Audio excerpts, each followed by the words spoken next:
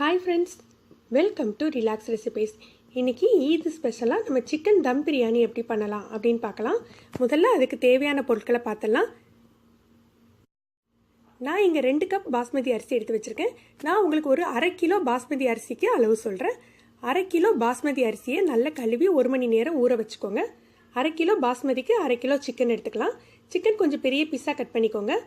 1/2 kilo அரிசிக்கு ஒரு 200 தக்காளி, 150 பல்லாரி எடுத்துக்கோங்க.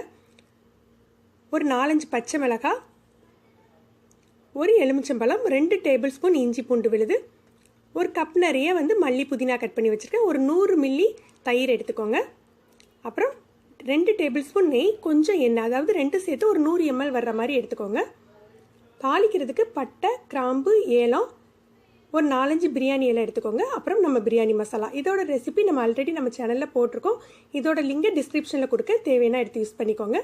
அப்புறம் மிளகாய்த்தூள், உப்பு. இது எக்ஸ்ட்ரா நம்ம சேர்க்க போகிறோம். இது என்னென்னா, ஒரு 4-5 முந்திரி பருப்பை அரைச்சி இதோட சேர்க்க போகிறோம். இது பியூர்லி ஆப்ஷனல் தாங்க. விருப்பம் இருந்தால் நீங்கள் சேர்த்துக்கலாம். இது கட்டாயம் கிடையாது தம் பிரியாணிக்கு.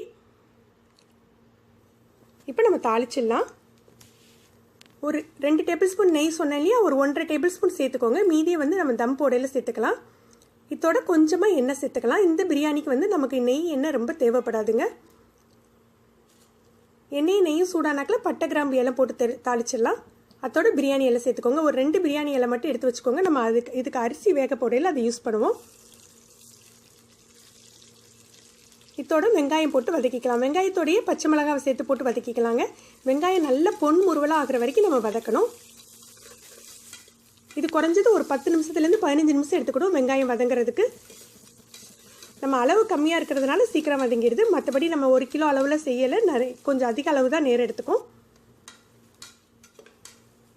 பாருங்கள், இந்த அளவு பொன் முறுவலாக வதங்கணும். இது வதங்கின பின்னால் நம்ம இஞ்சி பூண்டு விழுதை சேர்த்துக்கலாம். இஞ்சி பூண்டு சேர்த்து வதங்கின பின்னால் நம்ம தக்காளி சேர்த்துக்கலாம்.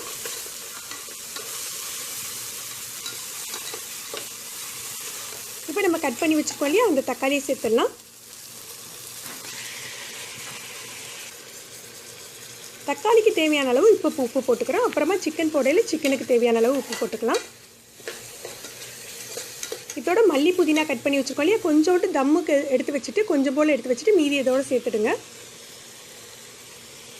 நல்ல தக்காளி நல்லா மசிஞ்சு எண்ணெய் விடுற அளவுக்கு நம்ம வதக்கணும். அதுக்கு பிறகு தான் நம்ம சிக்கன் சேர்த்துக்க போகிறோம். பாருங்கள், எந்த அளவு வதங்கியிருக்கு. இதுக்கப்புறம் தான் நம்ம சிக்கன் சேர்த்துக்கணும். அதுக்கு முன்னால் நம்ம மசாலா சேர்த்துடலாம். காரத்திற்கு தேவையான அளவு மிளகாத்தூள் சேர்த்துக்கோங்க. அப்புறம் நம்ம பிரியாணி மசாலா ஃபுல்லாக சேர்க்க வேண்டாங்க, பாதி மசாலாவை இப்போ சேர்த்துக்கோங்க. பாதியை நம்ம ரைஸ் சேர்க்கையில சேர்த்துக்கலாம். அப்போ தான் உங்களுக்கு வாசம் நல்லா தூக்கலாக இருக்கும். இப்போ பாதி மசாலா மட்டும் சேர்த்து கிளறிக்கோங்க. இதோட நம்ம தயிரை சேர்த்துடலாம். தயிரை லேசாக ஸ்பூனால் பீட் பண்ணிவிட்டு சேர்த்துக்கோங்க. நல்லா ஒன்று போல் மிக்ஸ் ஆகிடும்.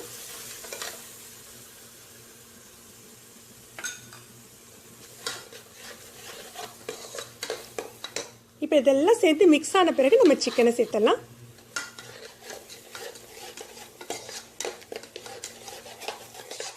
இந்த மசாலா நல்லா குக்காகி லேசாக எண்ணெய் விடும். இந்த ஸ்டேஜில் நம்ம சிக்கன் பீசஸை சேர்த்துடலாம்.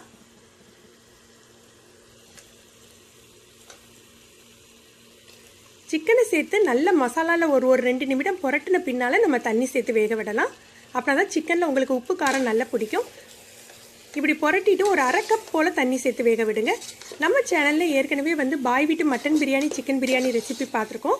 அதுலெல்லாம் அரிசியை இந்த சிக்கன் கிரேவிலேயே சேர்த்து போட்டு குக் பண்ணுவோம். அது சேர்த்து போட்டு பண்ணுற பிரியாணி அப்படின்னு சொல்லுவாங்க. ஆனால் சிக்கன் தம் பிரியாணியில் என்ன பண்ணுவோன்னா, அரிசியை தனியாக ஒரு 3/4 பாகம் வேக வச்சு அதை இந்த சிக்கன் கிரேவியோடு சேர்த்து கிளறி தம் போடுவோம். அதுதான் சிக்கன் தம் பிரியாணி. இப்போ சிக்கன் நல்லா வேக வச்சிடலாம். சிக்கன் வேகிறதுக்குள்ளே நம்ம ரைஸுக்கு தண்ணி ரெடி பண்ணிடலாம். தண்ணியில் அரிசிக்கு தேவையான அளவு உப்பு போட்டுக்கலாம். நம்ம எடுத்து வச்சுருக்கோம் இல்லையா 2-3 பிரியாணி இலை, அது இதோடு சேர்த்துடுங்க வாசத்துக்காக. கொஞ்சமாக ஒரு டீஸ்பூன் அளவுக்கு எண்ணெய் சேர்த்துக்கலாம். இது எதுக்குன்னா, அரிசி உதிரியாக வேகிறதுக்காக இந்த மாதிரி சேர்த்துக்கிறோம். தண்ணி கொதிச்ச பின்னால் அரிசி சேர்த்துக்கலாம். அரிசியை சேர்த்த பின்னால் கவனமாக இருக்கணும். ஏன்னா இது ஊர்ன பாஸ்மதிங்கிறதுனால சீக்கிரம் வெந்துடுங்க. இது 3/4 வாசி தாங்க வேகணும், அதுக்கு மேலே வெந்துடக்கூடாது. 3/4 பாகம் வெந்தாக்கிலே வடித்து எடுத்துடுங்க. ரொம்ப வெந்துட்டு அப்படின்னா உங்களுக்கு அந்த சிக்கன் கிரேவியை உரியாது. அதனால ரைஸ் தனியாகவும் உங்களுக்கு கிரேவி தனியாகவும் நிற்கும். அதனால் 3/4 வாசிலேயே வடித்து எடுத்துடுங்க. இப்போ பாருங்கள் சிக்கன் நல்லா குக் ஆகிடுச்சு. இப்போ நம்ம ரைஸை சேர்த்துடலாம். அதுக்கு முன்னால் அரைச்சி வச்சுருக்கோம் இல்லையா, அந்த முந்திரி விழுதை சேர்த்துக்கோங்க. முந்திரி அல்லது பாதாம் விழுது கூட சேர்த்துக்கலாம். 4-5க்கு மேலே சேர்த்துடாதீங்க. 4-5 மேலே சேர்த்திங்கன்னா உங்களுக்கு வந்து பதம் நல்லா இருக்காது. கொஞ்சமாக சேர்க்கறதுனால உங்களுக்கு சாஃப்ட்னஸ் கொடுக்கும். கொஞ்சமாக எலுமிச்சம்பழச்சாறு சேர்த்துக்கலாம். இதோட நம்ம எடுத்து வச்சுருக்கோம் இல்லையா பிரியாணி மசாலா, அது சேர்த்துக்கோங்க. இந்த பாதாம் விழுது வந்து பியூர்லி ஆப்ஷனல் தாங்க. இது சேர்த்திங்கன்னா கொஞ்சம் சாஃப்ட்னஸ்க்காக சேர்த்துக்கிறோம். நீங்கள் நல்ல உதிரியாக வேணும்னா நீங்கள் அதை சேர்த்துக்க வேண்டாங்க. இப்போ நம்ம ரைஸ் வடித்து வச்சுருக்கோம் இல்லையா, 3/4 வாசி வெந்த ரைஸை சேர்த்துக்கிறோம்.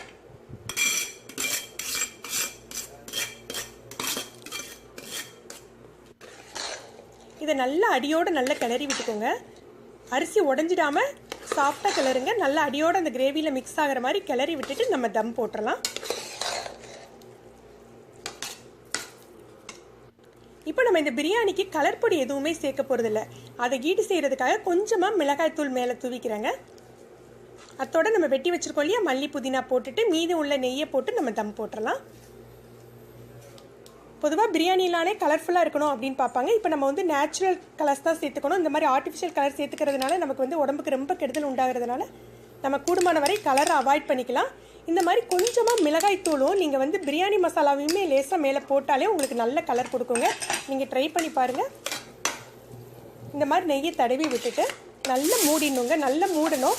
இதுக்கு வந்து நீங்கள் என்ன பண்ணுங்கள், உங்களுக்கு நல்ல ஃபிட்டிங்கான மூடி இல்லாட்டி இந்த மாதிரி ஒரு ஃபாயில் பேப்பரோ இல்லை நல்ல ஒரு கிளாத்தோ வச்சு கூட நீங்கள் போட்டுட்டு மேலே மூடி வச்சு மூடிடலாம். நான் இங்கே உங்களுக்கு ஃபாயில் வச்சு மூடி காட்டுறேன். இந்த மாதிரி ஒரு ஃபாயில் பேப்பர் போட்டுட்டு ஒரு மூடி வச்சு மேலே வந்து ஒரு வெயிட் வச்சுடுங்க. ஃபாயில் இல்லாட்டி நல்ல ஒரு ஒயிட் துணியோ அல்லது நல்ல சுத்தமான துணியோ வச்சு அதுக்கு மேலே கூட நீங்கள் மூடி வச்சுக்கலாம். இதுக்கு மேலே வெயிட் வச்சு தோசைக்கல் மேலே வச்சு ரொம்ப லோ ஃப்ளேமில் ஒரு 20 நிமிடம் தம் போடுங்க. நல்ல லோ ஃப்ளேமாக இருக்கணும். 20 நிமிடம் தம் இருக்கணுங்க. இப்போ பாருங்கள் நமக்கு ரெடி ஆகிடுச்சு. நம்ம ஓப்பன் பண்ணி பார்த்துடலாம். இப்போ பாருங்கள் நம்ம பிரியாணிக்கு கலர் பொடி எதுவுமே போடலை. நம்ம தூண மிளகாய் தூளும் பிரியாணி மசாலாவும் சேர்ந்தே ஒரு நல்ல கலர் நேச்சுரலாக கொடுத்துருக்கு. இப்போ பிரியாணி எடுத்து பார்க்கலாம். சிக்கன் எல்லாம் நல்லா குக் ஆகிட்டுருக்கு. ரைஸ் கூட நல்லா குக் ஆகிருக்கு. நம்ம 3/4 பாகம் தான் வேக வச்சு போட்டிருந்தோம். ஆனால் ரைஸ் நல்லா குக் ஆகி அதே சமயம் உதிரியாகவும் இருக்குது. இதில் நீங்கள் ஒரு விஷயத்தில் மட்டும் கவனமாக இருக்கணும். என்னென்னா நம்ம முந்திரி விழுது சேர்க்குறோம் இல்லையா, அதை மட்டும் பார்த்துக்கோங்க. அது நிறைய சேர்த்துட்டோம் அப்படின்னா உங்களுக்கு பிரியாணி ரொம்ப ஹெவியாகிடும், ஒன்றோட ஒன்று சேர்ந்துடும். உங்களுக்கு நல்ல உதிரியாக பிரியாணி இருக்கணும்னா நீங்கள் முந்திரி விழுது போடுறத கூட தவிர்த்துக்கலாம். அது நம்மளுடைய விருப்பம் தாங்க. நீங்கள் இந்த ஸ்டைல் சிக்கன் தம் பிரியாணி ட்ரை பண்ணி பாருங்கள். உங்களுடைய கருத்துக்களை கமெண்ட்ஸில் சொல்லுங்கள். உங்களுக்கு இந்த வீடியோ பிடிச்சிருந்தா லைக் பண்ணுங்கள். உங்களுடைய ஃப்ரெண்ட்ஸ்க்கெல்லாம் ஷேர் பண்ணுங்கள். இது வரைக்கும் நம்ம சேனலை சப்ஸ்கிரைப் பண்ணாதவங்க சப்ஸ்கிரைப் பண்ணிக்கோங்க. கீழே உள்ள பெல் பட்டனை மறக்காமல் ப்ரெஸ் பண்ணிக்கோங்க. நன்றி.